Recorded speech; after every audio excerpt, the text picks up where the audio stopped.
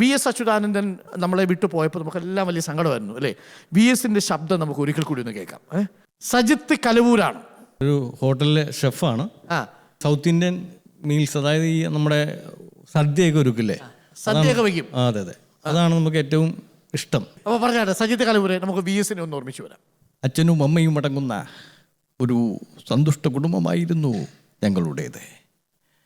അങ്ങനെ ഇരിക്കെ അമ്മയ്ക്ക് മാരകമായ വസൂരി രോഗം പിടിപെട്ടു.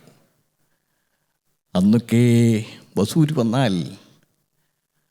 വന്നയാളെ ആളൊഴിഞ്ഞൊരു സ്ഥലത്ത് ഒരു കൂരയുണ്ടാക്കി അതിലേക്ക് മാറ്റും. ആരെങ്കിലുമൊക്കെ മരുന്നോ വെള്ളമോ കൊടുത്താലായി എന്ന സ്ഥിതിയാണ്.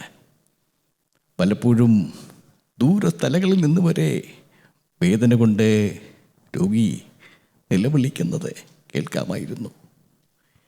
ഈ ദുരിതത്തിൻ്റെ എല്ലാം അവസാനം രോഗി മരിച്ചു പോവുകയാണെങ്കിൽ ആ കൂരയടക്കം കത്തിച്ച് കളയും. എന്തൊരു ദുരവസ്ഥയാണ് എന്നാലോചിച്ചു നോക്കൂ. അങ്ങനെ ഞങ്ങളുടെ അമ്മയെയും ആളൊഴിഞ്ഞൊരു സ്ഥലത്ത് പാടുവരമ്പത്ത് ഓല കൊണ്ടൊരു കൂരയുണ്ടാക്കി അതിലേക്ക് മാറ്റി. ഞാനാണെങ്കിൽ ആ സമയത്ത് നന്നേ ചെറുപ്പം. അമ്മയെ കാണണം എന്ന് പറഞ്ഞ് വാശി പിടിച്ച് കരയുന്ന സമയത്ത് പാടുവരമ്പത്ത് കൊണ്ടുപോയി ദൂരെയുള്ള ആ കൂരയിലേക്ക് അച്ഛൻ കൈ കൊണ്ട് കാണിച്ചിട്ട് അച്ഛൻ അമ്മ അതിനകത്തുണ്ട് എന്ന് പറയും.